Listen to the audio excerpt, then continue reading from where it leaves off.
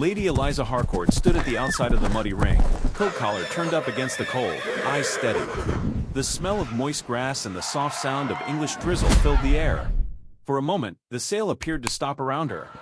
Rain hissed off umbrellas, boots grumbled in damp straw, and country horse sellers gave her harsh looks. Then, with a tranquility she didn't really feel, she raised her hand. £100. That horse is coming with me. A moment of stillness. Then there were loud, harsh, cutting snickers. The auctioneer's lips moved. 100, from the woman in the back. Any progress? Nobody moved. Nobody had to.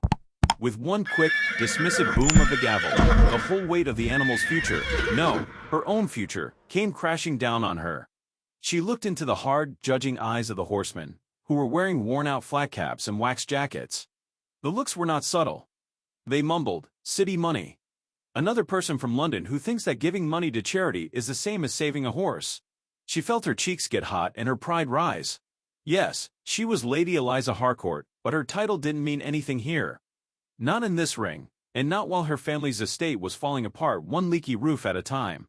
But that same pride, hurt and raw, made her back stiff. They would see. A stable boy brought out the horse she bought, a thin, anxious bay with a wild look in his eyes. The horse's chestnut coat was covered with rain, and you could see his ribs through his skin. He was a thoroughbred, but not the kind that looks well. His muscles were tight, as if every blast of wind would make him run away.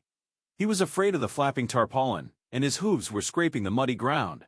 The voices got louder. "Eliza, what in the world are you thinking?" Aunt Rosalind's voice cut through the rain. Her silk scarf was clean, and her umbrella was at an angle. "You can't possibly handle that. In the last 2 years, Bracken has had 3 different owners." Eliza didn't listen to her and reached for the lead rope.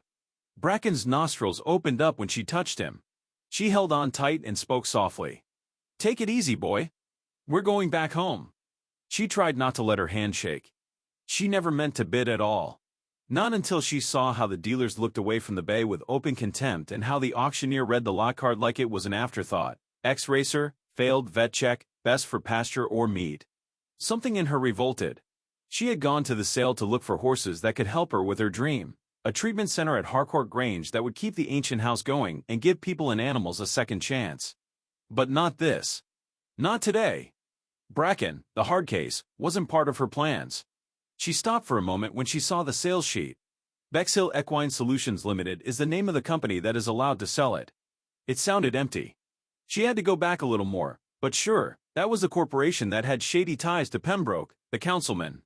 The same Pembroke who had made 3 different proposals to buy Harcourt's grazing lease. The same Pembroke who had discreetly bought half of the valley's previous acreage through a number of sham companies. The strategy was plain now: rapidly transport the sick horses and make a case for changing the land's use. She felt a new wave of anger. Let them have a good time. She would live longer than all of them. Eliza took Bracken to the ancient, broken horse box, and every stride drew suspicious eyes as rain dripped down her collar. Nikhil Patel, her estate manager, received her with a half-smile and a dry towel. "Are you sure you want this one, boss? People know about him." "Me too," she said softly as she took the towel and patted Bracken's neck. "Put him on." The fields floated by in a misty green on the way back to Harcourt Grange. Stone walls were covered with moss and wildflowers. The estate itself came into view. From a distance, it looked beautiful, with windows glinting in the rain. But up close, you could see how old and worn it was by the peeling paint and overgrown walks. Nikhil opened a new bale of straw inside the stable block, and Eliza helped Bracken down the ramp. The horse stopped, staring at a feed sack that was moving in the wind. He stopped for a moment, his knees stiff and his breath shallow. Eliza stayed still until Bracken finally moved closer, his nose wide and his muscles shaking. "There's a good boy," she said softly. "Nobody's in a hurry here." Rosalind came to the door and shook her head. "This is crazy, Eliza. The area can barely hold the horses you already have. And if you think that starting some kind of horse retreat can save Harcourt Grange..." Eliza remarked, "It's not crazy," in a calm voice. "It's a plan. A good one." She didn't say that the numbers were almost even. That the estate's insurance was past due. That she was counting every pound and praying for a miracle. She couldn't let Rosalind, Pembroke, or the whole damn hamlet see how scared she was. Eliza sat at her ancient oak desk that night with the ledger open in front of her. The rain was pounding on the roof and the wind was rattling the loose stable doors. She ran a finger down the list of debts and commitments, stopping at the loan agreement. It was the one with Pembroke's Holding Company stamped in frigid blue ink. The walls of Harcourt Grange felt near, and every hallway echoed with memories. She remembered racing down these halls as a kid, when the world was bright and full of hope. Now, everything depended on a shaking, undesired horse and a stubborn streak that wouldn't let her give up. She got up, put her coat back on, and walked to the stable. Bracken stood in the dark, head down but ears up as she walked in. She leaned against the door and listened to him breathe. It was slow and unsure, but it was alive. At that time, they shared something that wasn't said. She murmured, "You and I will show them. This isn't the end. It's the start." And outdoors, under the Cotswold rain, hope flickered, small, tenacious, and strong. That night, a storm raged over the Cotswolds. The wind howled across the open fields and shook the iron gates at Harcourt Grange until they shook on their hinges. The rain fell sideways, hitting the windows and beating on the slate roof in a steady, unrelenting beat. Outside, the world turned into shadows and sheets of water. Lady Eliza Harcourt walked back and forth in the dark hallway. Every time there was a flash of lightning, it cast her reflection on stained glass panels and pictures of ancestors who had died long ago. Their eyes appeared to follow her every move. Nikhil slept at the table in the kitchen with a mug of tea by his elbow. It was late at night, and even the horses were having trouble sleeping. Bracken was the only one who wasn't. Eliza kept going back to his stall, standing with her back against the stable door and listening to the gelding shift restlessly, his ears swiveling to every clap of thunder and flinching at every gust that made the plastic feed sacks snap and flutter like ghosts in the dark. Then, over the noise, there was another sound that was harsh, metallic, and strange. The main gates creaked, there was a thud, and the wheels of the suitcases hit the flagstones with a dull sound. Eliza stopped moving, her heart racing with fear. Who would come here today, in the middle of a storm, when even the crows were staying low in their nests? She rushed to the foyer, her pulse racing, and opened the door just as a thin figure with a wet, rebellious look and a tattered luggage appeared in the yellow light of the porch. Imogen. Her child. Immy's school uniform was wet and stuck to her in folds. Her hair was plastered to her face, and she had a duffel bag thrown over one shoulder. For a moment, they just looked at each other. The storm between them was more than just rain and wind. Immy's voice was piercing and scratchy. "Don't be so shocked, Mother. I took the first train. Didn't want to wait for the school car." She pushed the luggage forward with her boot and looked at Eliza as if to say something. Imogen, you could have called." "I would have," Eliza started, but Immy cut her off with a groan. "What would you have done?" "Sent someone to get me and make a scene in front of everyone." Her gaze moved away quickly. "You know how much I hate that." Eliza forced herself to focus and didn't say what she wanted to say. "Come in. You're wet." Immy stepped inside, and the smell of wet wool and shampoo followed her. Water was pooling at her feet, yet she stood erect, her eyes flashing with something raw, anger, tiredness, or maybe both. A shrill, urgent whinny broke the night, making everyone jump. Bracken. The storm had reached its apex, and the horse was running back and forth in his stall, banging his hooves and lashing his tail. Eliza turned around. "Stay here," she said, snatching a candle and racing into the wind. But Immy was already behind her, her boots slipping on the wet flagstones, her tenacity getting the better of her common judgment. "He's going to hurt himself. Let me, just let me." They all ran into the barn at the same time. Bracken's eyes were wild, his breath fogged the air, and his coat was wet with sweat even though it was cold. He stood up when he saw the light, but then he flinched back from a feed sack that the wind had blown through the half-open window. Lightning flashed, making his panic clear. His ears were flat and every muscle was tense. Eliza grabbed for the lead rope with firm hands, but her heart was racing. Immy snuck into the cubicle next to her, ignoring her mother's pleas. Her voice was low and shaky. "Hey, take it easy. It's fine."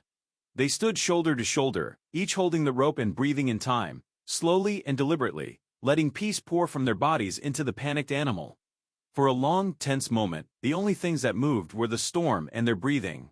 Then, little by little, Bracken's shaking stopped, his head dropped, and his nose flared as he took in their smell. Immy stroked a soft hand down his neck, and the light from the lamp made his eyes shine. "You do this all the time, you know. Save things that don't want to be saved." Her voice was gentler, but it still had an edge. Eliza held back a response. Sometimes you just have to try, she said quietly. Sometimes that's all you can do. When the storm eventually went on, roaring into the hills, the stables felt eerily silent, like the whole estate was holding its breath. Emmy leaned against the door of the stall and wiped her eyes with her sleeve. She remarked, "I guess I'm home for a while," without quite looking at Eliza. "School's not going well. I didn't want to talk about it on the phone." Eliza's answer made her throat hurt. She had suspected something was wrong because teachers had sent her emails, she had missed calls, and there had been complaints of Emmy skipping meals and avoiding group activities. They had said it was anxiety. Peer pressure. Her daughter was so fearless on the horse but not in school. Eliza whispered softly, "We'll figure it out. But first, let's get you fed and dry." The walls came down a little in the warm kitchen, where they drank cocoa and ate big slices of toast. Emmy's words came in breaks and turns. She loathed the eyes, the girls who whispered, and the expectation to always be the Harcourt girl, perfect and calm. Eliza listened, her own anxieties going around and around. The estate's insurance had run out, and the letter from the bank, which had the scary return address of Pembroke Holdings, remained unopened on her desk. There was a condition in the lease agreement for the grazing area that she had never seen before. She had 30 days to raise the money or lose the land to the creditor. The storm outside seemed to be a sign of the trouble that was coming. But when Emmy yawned and put her head on the table, Eliza felt a little bit of hope. They had made it through the night together. Maybe that was the beginning. The next morning, they put their old fights aside and got down at the kitchen table to make a new plan.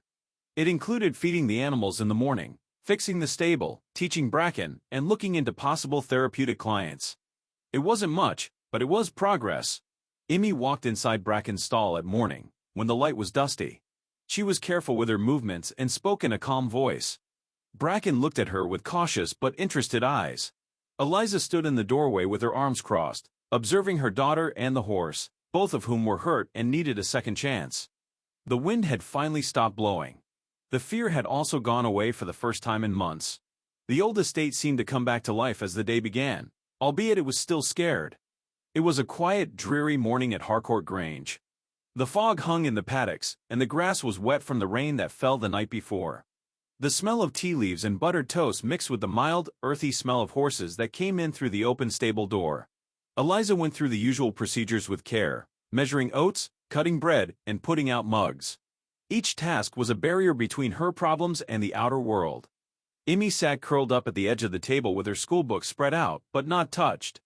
She was staring out the window at Bracken, who was grazing in the mist with his head down and tail flickering. The quiet went on and on.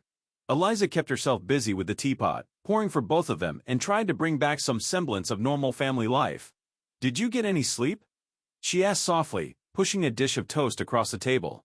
Emmy shrugged and kept looking at the horse. "Kind of. He didn't. I could hear him strolling all night long."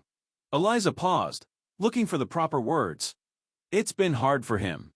It can take a long for a place to feel like home." Emmy didn't say anything, but she took a mouthful of toast and chewed it in that preoccupied, thoughtful way she did when she was far away. Eliza's lips curled up in a small smile. At least her kid was eating. That was something. Dr. Yasmin Rahman came in at 10:30 a.m. She was a bright-eyed woman with a fast stride and the no-nonsense look of someone who has seen every horse problem there was. She crouched by Bracken's stall and spoke sweetly to him. She watched as he flinched when her raincoat crinkled and his ears twitched as a dove cooed in the rafters. Dr. Rahman said after a rigorous assessment, "Physically, he's sound. Legs don't hurt or feel hot. It's not pain if he won't move or is freezing up. It's fear. Probably because of trauma. Something from his past. I bet he's played a few poor hands." Emmy, who had been hanging out outside the door, frowned. "He gets really nervous when things flap. Like the feed sacks or—" She stopped, her fingers tightening together. Dr. Rahman nodded. "A lot of ex-racehorses are sensitive to sound and movement, especially if it reminds them of the starting gate, banners, or spectators. It's common to become sensitized. The key is to slowly and steadily expose them to the terrifying things so they become predictable and safe. It will take time." Eliza let out a breath, feeling both comfort and fear. "So he isn't broken. Not the way everyone keeps saying." Dr. Rahman's grin was nice. "No horse is ever really broken. But they can get hurt. That's not the same." As the vet left, Eliza saw Nickel carrying a bunch of blue tarps and orange cones to the training area. He smiled. Time for the obstacle course. We need to start someplace if we want to make this guy less sensitive. Emmy's mood lifted, and a spark of her former spirit came back. Can I help? Nikhil answered. Of course. You and your mom can put the cones up. I'll put up the tarp and the flags. They worked together in the crisp morning air to set up a makeshift obstacle course. The wind made the tarpaulin billow and crack at the edges. Emmy carefully watched how Bracken reacted, paying attention to every twitch of his muscles and flick of his ears. She learned his signs like only a rider could. Eliza took a deep breath, clipped the lead to Bracken's halter, and led him out into the paddock once the course was ready. He stopped right away when he saw the blue tarp, his nostrils flaring. But Emmy was close by, holding a currycomb and whispering. She stroked the horse's shoulder and remarked, "See, it's not so bad. It's only a tarp. A little dab of blue. You're fine." Bracken snorted and then moved forward, his hoof shaking on the edge of the tarp. He hovered for a long time, torn between running away and trusting. Eliza let him have some space by keeping her grasp slack. Emmy took some carrots out of her pocket and held one flat on her palm. Bracken slowly reached for it, stretching his neck and touching Emmy's fingers with his lips. She laughed, surprised. He did it. He really did take it from me. Eliza felt a sudden, strong flash of pride. You see? He remembers being kind. They stopped the session there, leaving the feeling of victory in the air. When they got back to the stables, Emmy held out her hand again, and this time Bracken let her touch his foreleg for a second. That was all it took. Emmy's eyes got bigger. He's letting me. Hey, Mom. Eliza nodded, trying to hold back tears. He trusts you. Step by step. That night, when they cleaned the mud off of Bracken's coat, Emmy became calmer and her strokes slowed down. Do you think he'll ever be normal again? She asked softly. Eliza got down on her knees next to her. I think he already is. He just needs some time. We do too. Nikhil put up a timetable on the door of the tack room that said desensitization plan. It was Monday, and the blue tarp was up. Tuesday, flags that flutter. Cones and streamers on Wednesday. Every day, there is a new minor problem and a new small win. Later, Eliza sat by the fire with a ledger open in her lap and a pen pounding out a nervous pattern. She reviewed the vet's notes again, along with the unpaid bills and the cost of the repairs. She looked at the unopened letter from the insurance company and then at the bank statement with Pembroke Holdings at the top. There wasn't much time left. But as she listened to the quiet sounds coming from the stable, the steady eating of hay and the faint shuffle of Bracken's hooves, she sensed a tiny but strong thread of hope running through the darkness. Emmy scribbled in her journal upstairs, using the same sentence in blocky capital letters over and over. He trusted me. And in that modest, fragile win, both mother and daughter found something they hadn't dared to dream for, a path to move ahead together. After days of rain, the sun finally burst through the clouds and threw beautiful golden stripes over the fields of Harcourt Grange. Everyone in the village was excited. It was the day of the Cotswold Village Gymkhana, when everyone came out to cheer for their favorites, chat under straw bales, and evaluate those who were brave or foolish enough to compete. Eliza stood at the kitchen window, holding her coffee mug and watching Emmy nervously braid her hair. The sound of a crackling loudspeaker came from the showgrounds and echoed across the fields. Red and white pennants hung between broken poles and flapped in the wind. Eliza could hear the laughter, the squeal of ponies, the rustling of candy wrappers, and the screams of kids running around from where she was. Emmy stood at the door, wearing her best jodhpurs and a borrowed show jacket. Her face was pale, and her eyes were big and glassy. "Do I really have to do this?" she asked, her voice barely above a whisper. Eliza's heart hurt. You don't have to show anyone anything. But you might show something to yourself. Only one round, Emmy. If it doesn't feel right, we can leave. Emmy nodded and bit her lip. He might run away. What if I make a mistake? Everyone will be watching. Eliza laid a reassuring touch on her daughter's shoulder. Everyone makes mistakes sometimes. Take a deep breath. You've already done the hard part. Bracken looked at the trailer with distrust at the stable, but Emmy calmed him down by stroking her hand down his neck and murmuring words that only he seemed to hear. Nikhil put the grooming equipment and a bucket of water in the car and winked at Emmy. Don't forget, it's not about winning. It's about showing up. The ride to the showground was a blur. There were green hedges, wildflowers, and sheep staring as the trailer went by. When they got there, the parking lot was a mess. There were ponies with their manes and tails braided and polished, shiny new tack laid out, mothers in quilted vests holding tea flasks, and fathers already arguing about where to park. Eliza drove the car onto a patch of grass and tried not to notice the other parents looking at her out of the corner of their eyes. Emmy slid out of the cab, holding her helmet and looking back and forth between the chaos and Bracken, who was shaking but following orders. She took the lead rope and walked him around the field, staying on the quietest edges, far away from the loudspeakers and moving banners. The Pony Club moms quickly noticed her. She was Emmy Harcourt, the London girl who didn't quite fit in, leading a horse that looked like it belonged in a rescue ad. Eliza heard the snickers and whispers from the stage. "That's the Harcourt kid. I heard they bought that one for a song. She probably can't even trot straight." Eliza was angry, but she kept her face calm. Emmy squared her shoulders and wouldn't look anyone in the eye. Next up is the lead line challenge. The speakers blasted out, making a crackling sound. "Contestants, please get in line at the gate." Emmy took Bracken to the start, her hands shaking. There were flags, plastic cones, and fluttering bunting hanging from the ring. Everything was meant to test nerves and control. Eliza's muscles all over her body tightened in sympathy. The judge, a big man with a thick mustache and a clipboard, nodded at Emmy. "Whenever you're ready." Emmy took a deep breath and stepped forward, her voice shaking. "Go ahead, Bracken." "Good boy." Bracken stopped when he saw the first fluttering flag, his nostrils flaring, but Emmy coaxed him on, staying between him and the fence with a gentle but firm hand. For a little while, it worked. He walked, listened, and even took a carrot from her hand. Then, as a child's balloon slipped free and bounced across the ring, people on the sideline burst out laughing. Bracken jumped, eyes wide, and hooves skittered. "It's okay, you're safe, I'm here," Emmy said softly as she held on tighter. But the crowd felt the drama and turned their attention to them. Some moms whispered, and a few teens raised their phones to film and laugh. The pressure got thicker and hotter. Bracken danced to the side, almost hitting a cone, and his shiny coat started to sweat. Emmy's throat felt tight. She almost let go for a second. The judge moved, ready to step in, but Emmy grabbed Bracken's halter, pressed her forehead to his, and took a deep breath. In and out. "Take it slow." Her heart raced, but she didn't run. He didn't either. Bracken stopped moving.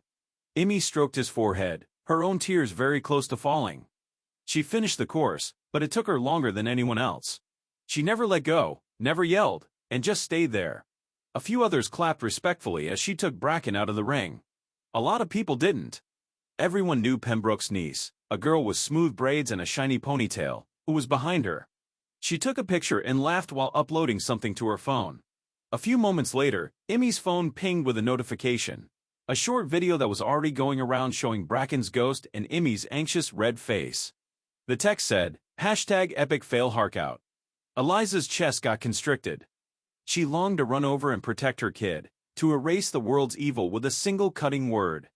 But Emmy just turned off her phone and put her head in Bracken's mane. She murmured, "It doesn't matter," her voice thick.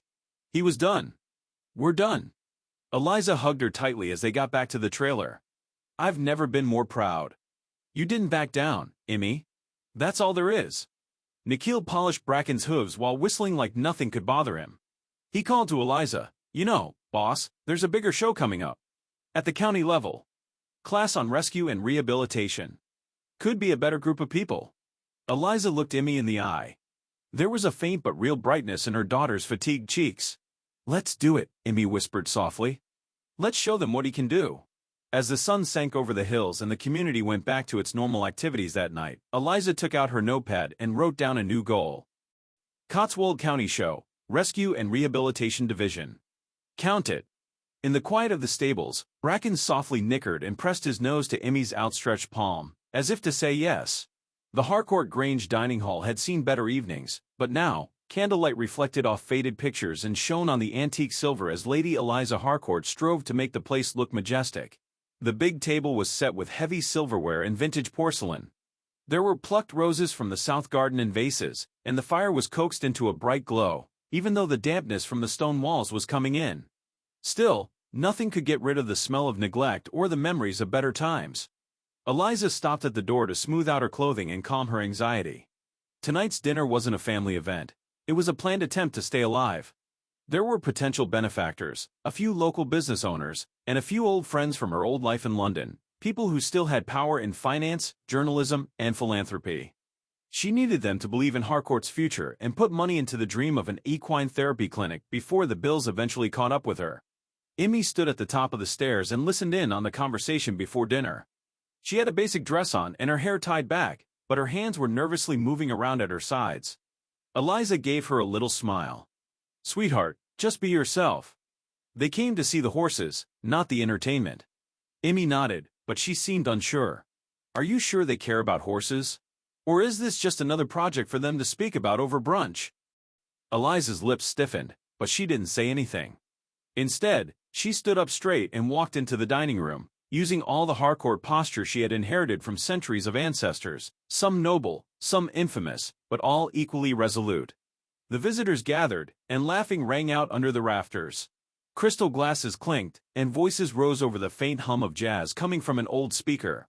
The talk went from how beautiful the Cotswolds are to the newest ideas in eco-friendly farming, and then, of course, it came back to Eliza's former life in London, where she wore sharp suits and made sharp deals. She smiled nicely as Charlotte, one of her old co-workers, told the table about her new tech startup and the crazy profits of the city. Eliza felt the familiar ache of being compared to others. People in those circles didn't talk about her name much anymore, questioned her choices, and discreetly doubted her goals. Charlotte said, "Still, Eliza, I envy you," as she swirled her wine. "All this room, the country, the freedom. How I wish I could get away from the rat race." Eliza's smile was weak. "Freedom costs money. Every month, these old mansions remind you of what you owe." The mood changed a little. As Eliza had intended, the conversation led to the dinner's purpose, her plans for Harcourt Grange. She talked with more and more passion about second chances, healing horses and people together, and a place where pain wasn't concealed but changed. Some attendees paid attention politely, while others looked away and fiddled with their phones under the table.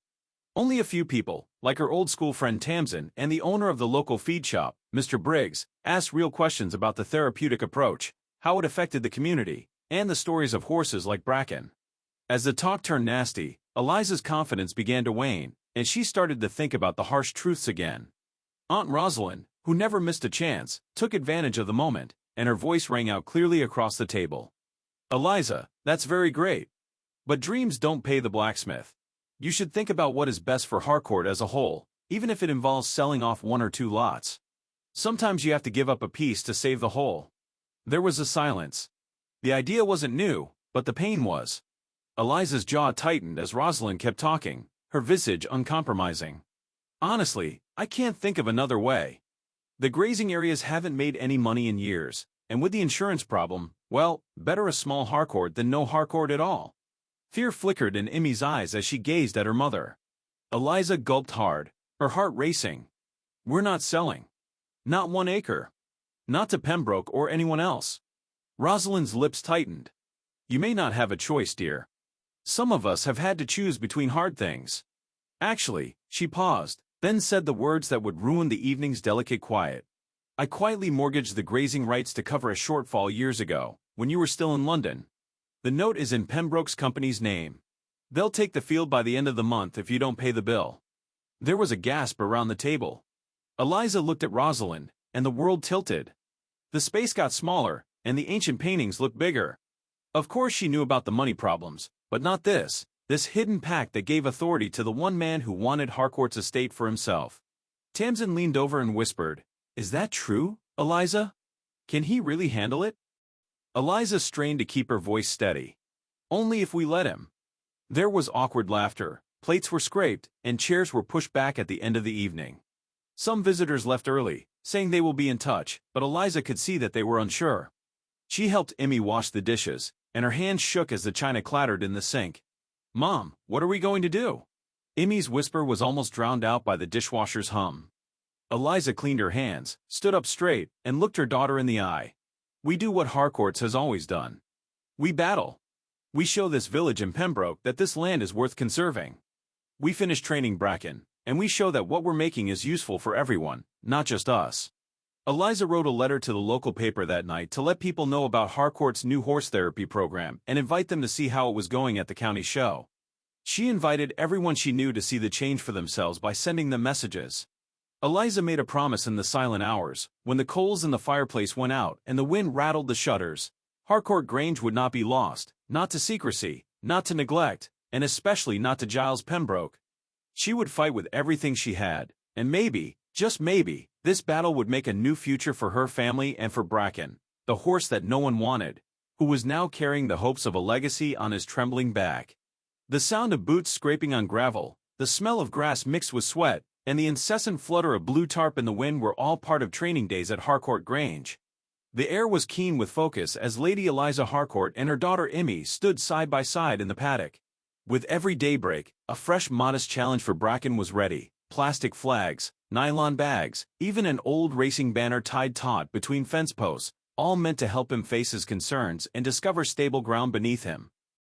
Eliza, Emmy, and Bracken had become a team, each with ancient hurts and a strong need to prove something. Nikhil was happy and organized. He helped set up cones and streamers that were fluttering around. His voice was always peaceful, and his presence was a calming force. Dr. Rahman would come to inspect Bracken's legs on several mornings. She was honest but encouraging. Aunt Rosalind, on the other hand, stayed away and watched from the upstairs window, her silhouette stiff against the glass. Emmy had started to run the sessions. At night, she read training manuals and wrote notes in the margins. She treated each difficulty as if it were a hard math problem that she was motivated to answer. "You can't just throw things at him and hope he gets used to it," she would say, her brow wrinkled. "We take it slow and build trust, step by step." Emmy stood in the ring one cold morning, clutching a blue feed sack in one hand and Bracken's lead in the other. "Are you ready, Mom?" Eliza nodded, her stomach tense with apprehension. "He's looking at you. Give him some time." Bracken's muscles were stiff as he glanced at the bag. Emmy waited, taking slow breaths and keeping her hand low and still. "It's all right, boy. Look. A sack. Nothing scary." Bracken snorted and moved to the side, but Emmy didn't push him. She stood back and let him come up to her. The only sounds were the distant caw of crows and the faint flap of nylon. Bracken slowly extended out his snout, sniffed the bag, and then bit it, almost as if he were playing. For the first time in days, Emmy's laugh boomed out over the field, light and true.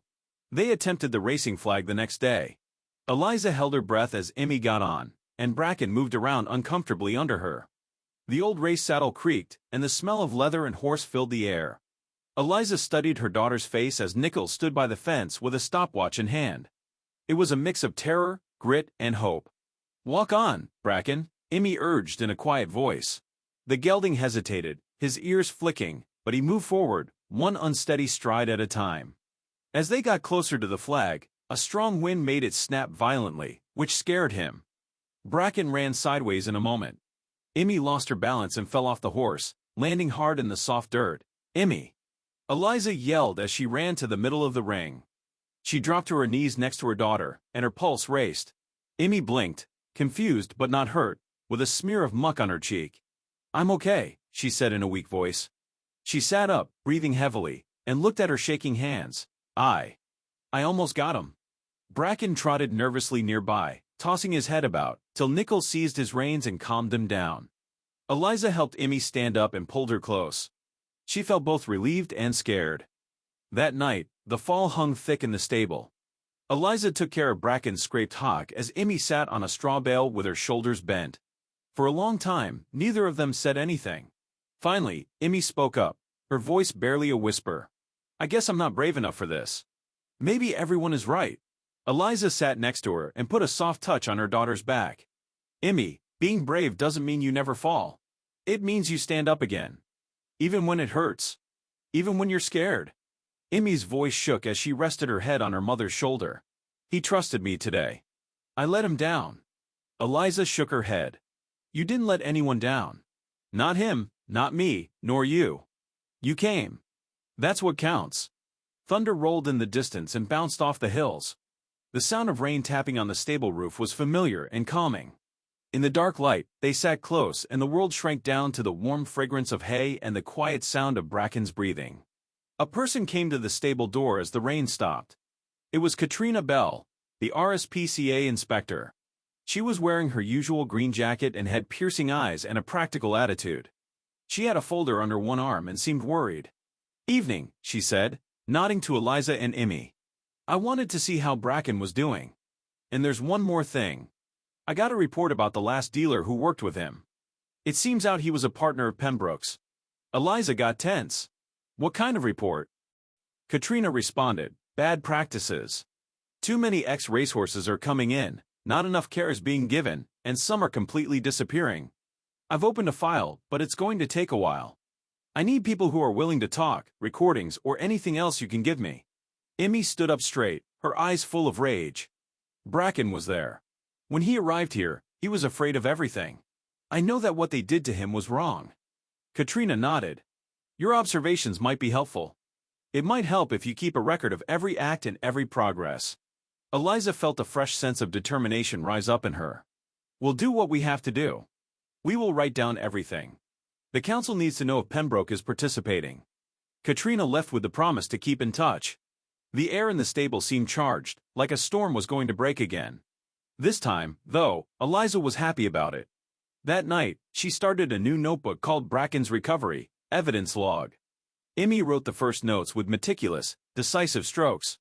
Later, when they were closing the stable for the night, Emmy put her hand through Bracken's hair and let the horse nuzzle her cheek. Mom, I'm afraid. But I want to keep going. Eliza caressed her daughter's shoulder and spoke in a calm, caring voice. Me too. But we'll keep coming. That makes everything different. The clouds outside moved just enough to let a sliver of the moon light their way home. A hurt horse, a hurt girl, and a mother who wouldn't give up found the strength to start over in the middle of Harcourt Grange for one more day. The morning of the trial run was cool and bright. The sun cut through thick clouds and lit up the paddocks in sharp, golden slashes. Harcourt Grange had never felt so open. Eliza had asked a few neighbors and friends to come to the lower field today for a dress rehearsal. It was a chance to show off Bracken's growth before the county show, and, privately, to show herself and everyone else that their hard work was worth it. If everything went wrong, there would be no hiding. Emmy moved food around in her bowl at breakfast, barely eating. What if he freezes up again? She said softly. Or screws. Mom, everyone will be watching. They'll claim we have no hope. Eliza knelt next to her and pushed a wayward strand of hair behind her daughter's ear. All we can do is our best. We need to be there for Bracken, not for them. The field was buzzing with nervous energy by late morning. Nikhil and Dr. Rahman had set up the course with tarps, cones, and streamers. A few neighbors who were inquisitive leaned against the fence and whispered. 2 people from the parish committee brought their twin boys, who rubbed their sticky faces against the rails and stared wide-eyed. Aunt Rosalind, who was always doubtful, watched from under a wide-brimmed hat with her lips pursed. Emmy took Bracken outside, and the horse's shaking steps helped her hide her own nervousness. His coat shone in the sun, but his gaze kept moving from the plastic flags to the strange faces. The sound of people talking and the odd clang of a gate made him nervous. Eliza could feel every bit of tension in the air, every look of doubt, and every quiet judgment. Okay, boy, Emmy said softly, her fingers shaking as she clipped on the lead rope. It's just you and me. Just like we practiced. They began off nicely, strolling in a quiet circle and stopping at each obstacle. Bracken snorted and stopped at the blue tarp, but Emmy urged him to keep going. There was a wave of applause from the fence. Eliza saw her daughter and nodded, feeling proud of her. But when they got closer to the end, a burst of wind blew the advertising banner that was hanging between the fence posts. It was still there from last year's county show. The material broke and whistled, and the unexpected noise cut through the morning like a whip. Bracken's muscles tightened and he yanked his head up. He stood still for a second, his eyes wide and blank, and the world shrank to panic and recollection. Emmy's hold got stronger. Come on, Bracken. Please keep walking. But Bracken moved backward, step by painful step, his body completely frozen. The crowd grumbled, and some of them sounded worried or, worse, disappointed. One neighbor shook her head and said, "Poor thing's just not right. Some horses don't come back." Eliza's heart fell. She noticed Emmy's face and shoulders droop. The blazing sun seemed to take away every lesson and every win. Nikhil made a joke to try to get the crowd's attention, but it was too late. Emmy unhooked the rope, and tears ran down her face. "I'm sorry, Bracken," she said softly, stroking his shaking neck. "I thought we were all set. They might have been right all along." Eliza moved in and put a hand on her daughter's back. She replied softly, "No one out here knows what he's been through. They don't know you, him, or what it takes to even try." Emmy's voice broke. "Mom, it's never enough. He will always be the broken one. I'll always be the one who failed. Eliza felt a familiar wrath come up, but not at her daughter. She was angry at the world that judged people by trophies and ribbons instead of effort or bravery. She looked up and saw the neighbor who had muttered her judgment. "We're not here to get them to like us," she remarked quietly. "We're here to do the right thing." While Emmy brushed Bracken in silence at home, Eliza took out the file she had started with Katrina Bell. She went over every paper, every note, and every journal of Bracken's growth. She could feel the county show coming up, but her mind was on something else: the contract for the grazing fields, the sudden flood of legal notifications from Pembroke's office, and the way the village's view appeared to change every time Pembroke's name came up. Eliza was born a Harcourt, but she trained to be a lawyer. Her instincts, which had been honed by years of working in London boardrooms, started to buzz. She went to her office, opened her laptop, and started looking through data from the local council, applications for permits, and zoning documents. It was boring and annoying labor, but as the afternoon went on, a pattern started to show up. There were a lot of technical problems with Pembroke's application for the Eco-Lodge project. They didn't include public notice paperwork, had questionable conflict of interest signatures, and even forgot to include a community benefit clause that might be their only hope. Excitement, which she was careful about but couldn't help, grew in her chest. If she could show that the project didn't satisfy community standards, especially if she could show that the therapy center was already meeting local needs, she could at least slow it down, and maybe even stop it. Eliza brought the family together around the kitchen table that night. Emmy and Nikhil listened as she told them what she had found, her voice getting steadier with each word. Eliza said, "I think we have a chance. If we can get some support from the community and show that what we're doing here is important to everyone, not just us, Pembroke can't just ignore us." Emmy's eyes brightened up, and a glimmer of hope came back. "You mean, if we get people to stand up and show them what Bracken and the other horses can do, it might make a difference?" Eliza nodded her head. "It could be the only thing that can." Nikhil smiled and reached for his phone. "I know a few people in the local WhatsApp group who would sign a petition. And the county show, if we can make a stir there, maybe the press will pay attention." A plan started to come together. Letters of support, movies showing Bracken's journey, and outreach to area parents, veterans, teachers, and anyone else who had experienced how the horses changed things. Emmy, feeling brave, began writing an open letter to her friends. For the first time in weeks, her handwriting was steady. Eliza stopped at the stable door before bed and watched Emmy murmur to Bracken. Her hands were soft, and her courage was slowly coming back. The world felt big and scary outside, but inside those old stone walls, a family and a hurt horse were ready for the fight of their lives. Eliza turned away and saw her reflection in the window. She looked exhausted, but she was determined. She was ready for whatever happened tomorrow. The morning of the Cotswold County show started with a pale, clear sky. It looked hopeful but also dangerous, too bright, too open, and no place to hide. Before morning, Harcourt Grange was full of activity. Eliza, Emmy, Nikhil, and even Aunt Rosalind were all up early and moving around the barn in a way that made them look uneasy. Bracken's bay coat was groomed till it shone, his mane was beautifully braided, and his hooves were polished until they shone like black glass in the sun. Emmy put on her show attire and shook as she buttoned her jacket. She looked at herself in the bathroom mirror and took deep breaths to calm her nerves. The memories of the botched dress rehearsal still hurt, but there was a strong determination below it. Not for Bracken, and not for herself, would she allow the past to define this day. Eliza knocked softly and came in with an old, leather-bound notebook. "Are you ready?" she asked softly. Emmy nodded. "I think so. We have made it this far. I don't want to let him down." Eliza squeezed her shoulder and replied, "You won't. You've already done more for him than anyone else ever has, no matter what happens out there. That's what counts." They placed Bracken onto the horse trailer as the sun rose over the horizon, and their breath fogged up in the cool air. The drive to the showground was quiet except for the sound of tires on the road. Each person was immersed in their own thoughts, going over every step, every probable tragedy, and every hope. The county showground covered a large, well-kept field, with Union Jacks flying from poles and the air filled with the smells of trampled grass, cooking sausages, and excitement. There were announcements over the loudspeakers, and people from all over the county, locals, visitors, judges, families, and riders, pressed against the rails.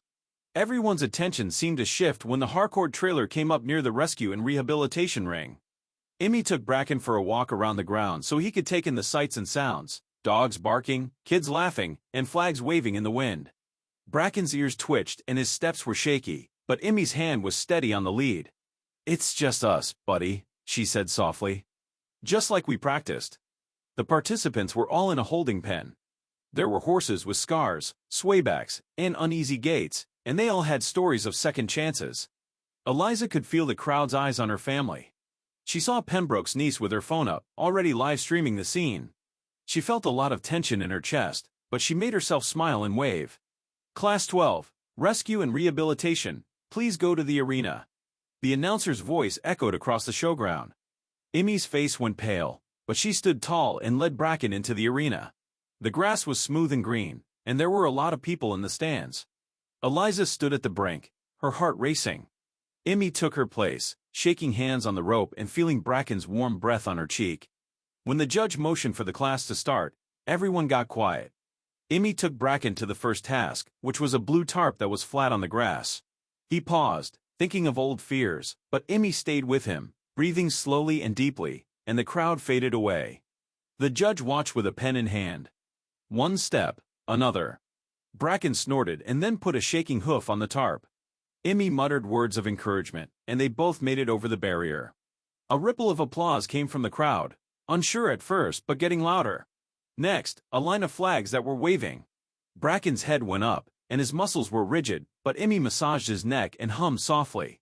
He shuddered as a banner broke, but he stayed where he was. His respiration had slowed down by the end, and his eyes, which had been wide open, were no longer wild. The last test was a modest jump, not too high, just enough to show that you were sure. Emmy hesitated because she knew this was where things typically went wrong. She let go of the lead and stepped back, giving Bracken space and trust. The crowd was silent. Bracken scratched the ground, then trotted forward in what seemed like slow motion, clearing the jump with a sloppy but gorgeous leap. For a brief moment, Emmy stood next to him perfectly poised, with no rope or any restraints, just trust. People in the stands cheered. At first, just a few neighbors clapped, but gradually more and more people joined in until the whole crowd was clapping. The sound rolled across the stadium. Eliza's eyes were filled with tears as she felt pride and relief mixed till she could hardly breathe. As Emmy took Bracken out of the ring, a judge bent down and frowned at his clipboard. "Isn't that Bracken?" he asked in a low voice. "Former racer from the old Xavier stables." Emmy nodded, shocked. The judge pulled out his phone and stated, "I thought so. Let me make a call." The judge talked to someone on the other end of the line in a quiet voice while they waited for scores. An older man with a big build, weathered skin, and the obvious look of a racing trainer showed up at the fence within minutes. With a heavy heart, he looked Bracken over. He remarked softly, "I trained this horse when he was young. Never meant for the meat man." Eliza stepped forward, her voice shaking. "We thought he might have been mistreated, maybe even worse, at a dealer's yard linked to Pembroke. We are gathering statements for the RSPCA." The trainer nodded. "I'll make a statement. After I departed, I heard awful things. They are looking into that place right now. The work you do with this horse is important. You're not the only one." The news traveled quickly through the ring. Bracken's story was the talk of the grounds by the time the results were reported. Their scores weren't perfect, so they didn't win first place, but when the judge shook Emmy's hand and pinned a ribbon to Bracken's bridle, it felt like they had won. More importantly, individuals began to line up to talk. A teacher who wanted to talk about therapy sessions for worried children, a parent whose child had been through trauma, and a local journalist who was ready to do an interview. The help was real, and it was like a wave that couldn't be stopped. Eliza gazed out over the showground as they packed things to leave. Banners were flying, kids were smiling, and the community was full of hope. She wrapped her arm around Emmy's shoulders and felt the tremor of pride and hope. Emmy muttered, "We did it. He did it." Eliza also believed it for the first time in a very long time. Harcourt Grange felt different days following the county show. The air felt lighter, and a sense of camaraderie was forming around Eliza and her family. Neighbors sent cards of congratulations, instructors contacted to ask about therapy sessions for children, and Aunt Rosalind looked a little less strict over her morning tea, if not completely changed. But below the party, there was a lot of dread. The county council's final judgment on the grazing property was coming up, and Pembroke's power hung over the valley like a dark cloud. The council meeting took place in a cold stone room at the center of the village hall. Sunlight came in through old stained glass windows, and dust motes floated through the air. Eliza sat at one end of a large table with her legal pads arranged neatly in front of her. She had ordered her notes and marked them with a red pencil. Emmy was on one side of her, pale but determined, and Nickel was on the other.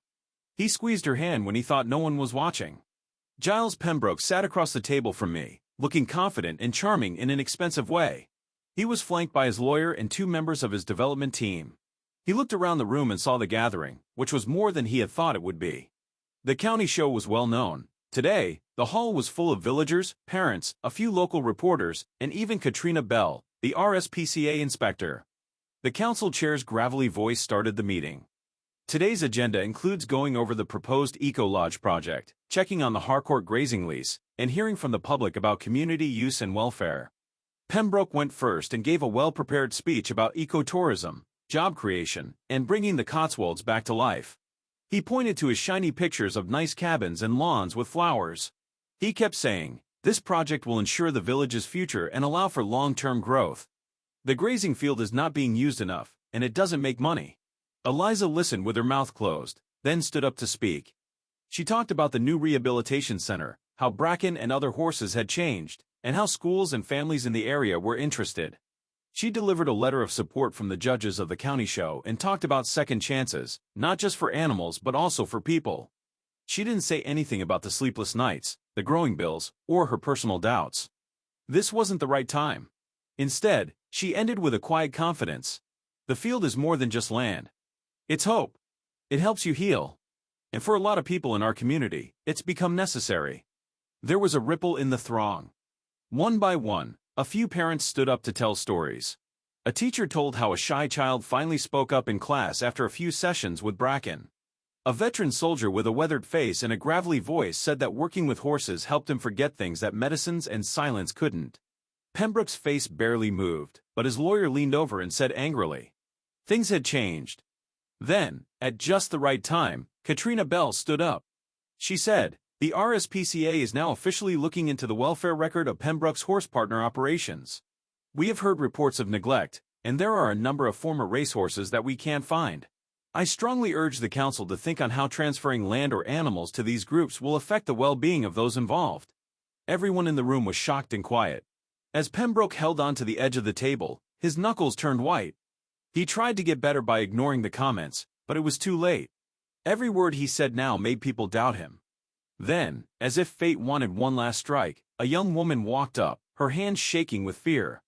She started by saying, "My brother worked at Pembroke Stables last winter. He recorded conversations and things he saw, horses left hungry, unpaid vet bills, and orders to move stock quickly. He was too scared to come forward, but he gave me this recording for today." She delivered the council chair a little device. The recording was played, and the tinny sound filled the quiet room. Voices talked about quotas, cutting corners, and an unmistakable command to get rid of the old ones, no questions asked. It was apparent what they meant. The crowd gasped and felt sick. Eliza stared at Pembroke without blinking. At that instant, she knew things had changed. The chair of the council cleared his throat. The council decides to turn down the Eco-Lodge proposal because of these serious concerns. The Harcourt lease will stay the same until further information comes to light about the welfare claims. A flood of relief swept through the room as people clapped, cried, laughed, and suddenly started talking loudly about how they had won, at least for now. Emmy held on to Eliza outside the hall, her eyes gleaming. "Mom, we did it. We truly did it." Nikhil hugged them both and smiled so big that his face hurt. "No one can take this away from you. Not after today." Rosalind, with wet cheeks, shocked everyone by grasping Eliza's hand. "You did a good job, darling. You may have saved Harcourt and all of us." As Eliza spoke to the gathering, reporters took pictures of her. This isn't only about land or money. It's about trust and giving people and animals a second opportunity. As the sun went down, it looked like everyone in the village was outdoors on the green. Kids chased dogs, and neighbors threw over bottles and hugs. The fear was gone, and in its stead was something strong and happy, a sense of family and belonging. That night, Eliza sat in the kitchen at Harcourt Grange and watched Emmy tell her friends about the news online. Her phone rang with messages of sympathy, and her email was full of offers, donations, volunteers, and requests for treatment sessions. Nikhil raised a glass to salute the future, and Aunt Rosalind even poured a lot of sherry.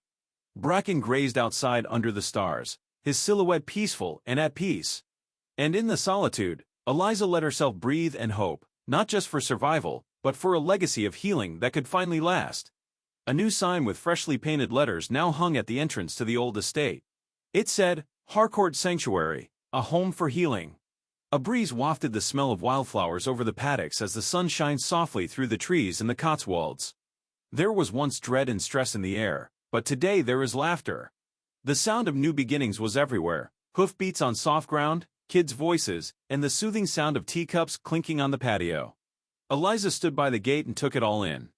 She saw Emmy walk Bracken along the main path, his coat shiny and his step proud. A throng of kids from the hamlet gathered close to wait for their turn to brush him or give him snacks. Bracken, who was always patient, let a shy boy put his cheek on his neck. The youngster closed his eyes and placed his arms around the horse's muzzle. For a while, it felt like the whole world paused to listen to them breathe together. Emmy looked up and saw her mother looking at her. A smile spread across her face. "He likes it," she said. "He really does." "Always," Eliza said, her voice faint but steady. "He just needed someone to give him a chance." There was a lot of activity in the old stable block. Volunteers came and went, cleaning stables, filling hay nets, and taking ponies to the round pen for gentle treatment sessions. Nikhil handled everything with his usual calm and efficient style, clipboard in hand, and shouted commands that somehow made everyone feel both busy and important. Dr. Rahman took a group of visitors through the renovated stalls in the main barn. These stalls are now open, light spaces where both kids and adults may meet the sanctuary's horses, donkeys, and an expanding flock of rescued goats. Katrina Bell from the RSPCA grinned as she took pictures for a new story on the center's efforts. She said she would send more people their way. Eliza assumed they had always been a part of this tapestry of healing and optimism. But it hadn't always been like that. She still woke up at night sometimes with memories of council meetings, desperate ledgers, Pembroke's threats, and Rosalind's piercing warnings. But every day now brought more proof that they had not only survived but also made something that mattered and would last. Aunt Rosalind made tea for a visiting philanthropist and talked about forthcoming events and plans to make the sanctuary bigger. Rosalind was no longer an enemy. She had become one of its most ardent supporters, and her pride in Harcourt was restored and recreated. It had been a crazy few weeks since the council won. Eliza had been asked to do interviews, and the village newspaper printed a story called A Legacy Reclaimed, How the Harcourts Turned Rescue into Renewal. Every day, donations of all sizes came in. People traveled from local villages and faraway places to help. Some were looking for healing, while others just wanted to be part of a story that gave them hope. But the most surprising gift came in the mail, a letter from a lawyer in town. Eliza opened it, her hand shaking, and read the lines twice before she believed them. A neighbor, Mrs. Templeton, who had died peacefully a month earlier, had left a large gift in her will that would pay the sanctuary's costs for 3 years. She had written, "For the horses and for the kids who need them. May Harcourt always be a place where people get second chances." Eliza cried out loud then, her delight and relief too much for her to handle. She told Emmy, Nikhil, and even Rosalind about it, and Rosalind gave her a rare but real hug. Eliza saw not just survival ahead for the first time since she came home, but also safety, a real future for what they had achieved. Sunday's turn became days of mentoring, with Emmy teaching younger riders not only how to ride and clean their horses, but also how to listen. She walked among the groups with more confidence, and her social anxiety was lessened by the fact that she knew she was wanted. The kids in the area loved her, and their parents commended her for being patient and compassionate. Bracken even seemed to like being a mentor's horse, being kind with the littlest kids and careful with every step. One afternoon, when the hedges were rustling in the late summer breeze, Eliza brought everyone together in the main yard. There were volunteers, kids, families, and even old acquaintances from London who had come to see what Harcourt had become. She cleared her throat, her heart racing, and glanced out over the smiling faces, the horses grazing, and the refuge she had believed was lost. She started by saying, "I want to thank you all for believing in second chances. For Bracken, for this land, and for people too. We learned here that rescuing isn't about never falling. It's about getting back up together, no matter how many times it takes. Anyone who wants a fresh start can come to Harcourt, whether they have 2 legs or 4. A heartfelt and real round of applause broke out. Eliza's voice shook as she concluded. "We worked on this jointly. I hope that for many years to come, this sanctuary will be a place of hope, bravery, and kindness." The barn lights gleamed softly as evening fell over the Cotswolds, and the fields were filled with peaceful laughing. Eliza and Emmy stayed at the fence and watched Bracken eat grass under the evening sky. You know, Emmy said quietly, I think Bracken saved us as much as we saved him. Eliza held her daughter's hand tightly. That could be how it works.